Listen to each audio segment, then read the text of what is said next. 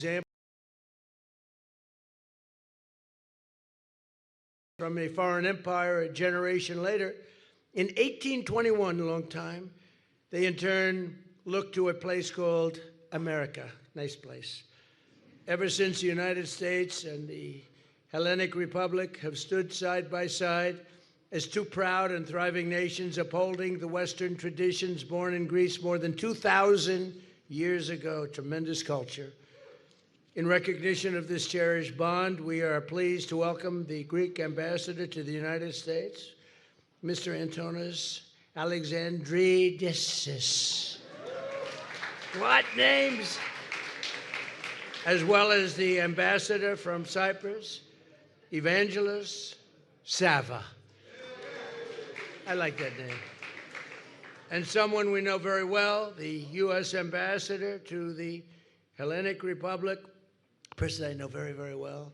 She's an inspiration to a lot of people, especially if you happen to be Greek. 𝗟𝗶𝘃𝗲. Kimberly.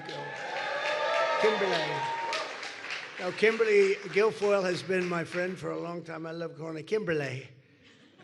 That's my little pet name, right? But you are the greatest. And I heard they love you over there. I hope you come back here in 12 years or whatever the term is.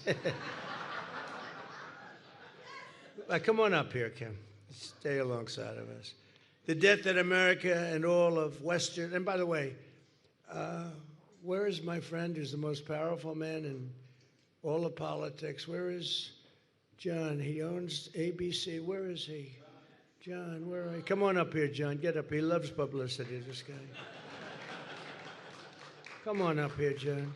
He's got more things. He owns food stores, networks. Come on up. You want to bring your wife up? You can. She's really the boss. We know that.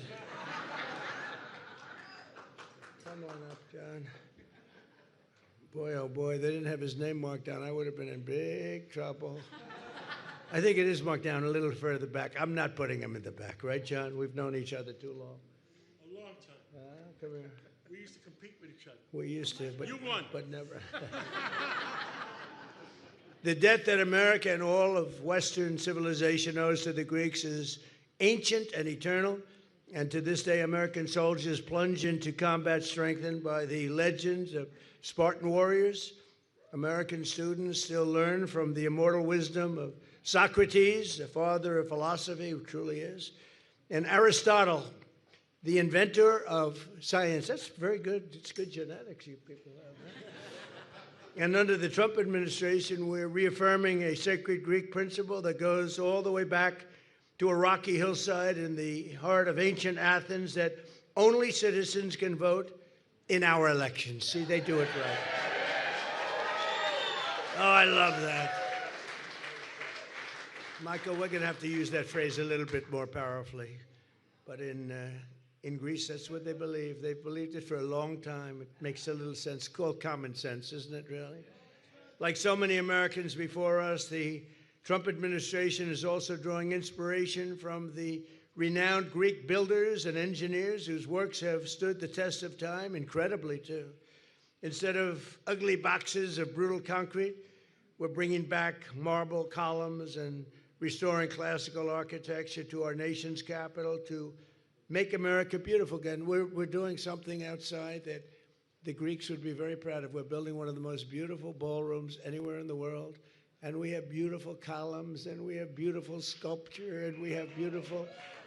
And they said it couldn't be done in this modern day, but we have very talented people. I call it latent talent. We have some really incredible talents, and they've been wanting a ballroom for 150 years. This is their ballroom. It's a very small room. This will serve for cocktails now, and we'll be able to do it right. But, you know, we used to, when a dignitary came, like His Eminence, they'd have a tent on the lawn, and when it rained, you were in deep trouble because the water would gather under the tent, and it was not pretty when you would see the president of a major country or prime minister or somebody of great religious faith where you had thousands of people, and the water was over their shoes. It didn't play well for the women. It was not a good situation. So we're taking, and by the way, see that beautiful gold curtain? Behind that is a knockout panel. And when we do knock out that panel, it'll be opened in about a year and a half, maybe less. I build on time, on budget. I build actually faster than time and under budget, unlike the Federal Reserve. And right there is going to be the entrance. It'll be a beautiful, magnificent tunnel to the building, and it's going to be something that they've wanted. Other presidents have wanted this for literally 150 years. We never had it in the White House. As all of you are aware, I spent my life as a builder in New York, and from my earliest days in that city, I've known and loved this incredible Greek American community and Greek architecture. I love Greek architecture. I actually like the community more than the architecture. I think that I can say, but I do love the architecture, but I love that community. From Astoria, I know more about Astoria than you want to know. In Queens, to the famous Greek diners that are staples of every neighborhood. Nobody has diners like the Greeks. Nobody does it like, I don't know what it is. But New York would not be the same without the grit and the spirit of Greeks.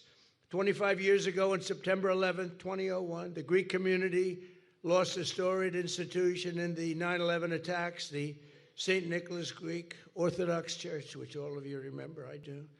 That sanctuary had stood for a long time, 155 Cedar Street, over 100 years, and yet the South Tower fell. It was totally destroyed, but thanks to the men and women of New York's Greek community, the old church was rebuilt, even bigger and better and more magnificent than the one before it, and this time using marble taken from the same quarry used to construct the Parthenon.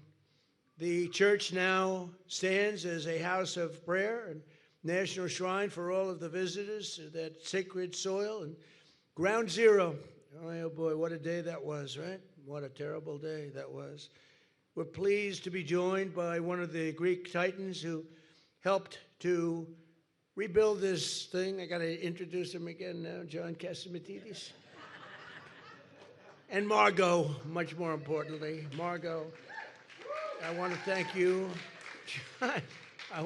He's really a friend of mine. The guy's great. He's a great guy, very successful. And he's a nice person. A lot of people don't think so, but I know so. Okay, we're going to train them.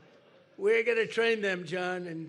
And he's, above all, a great patriot. You really are, too. We appreciate it. As America celebrates, good.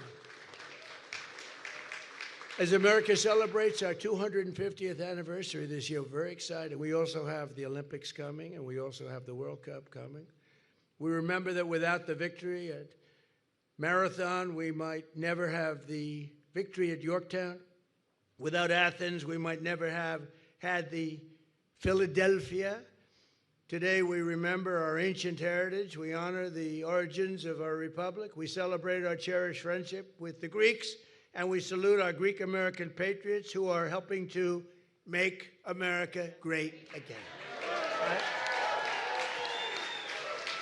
So it's an honor to be again with the Archbishop, and I'd like to ask him to say a few extremely short words. Because I am so late, you have no idea. I am so, but that's okay. Archbishop, we don't need a long speech. Thank you.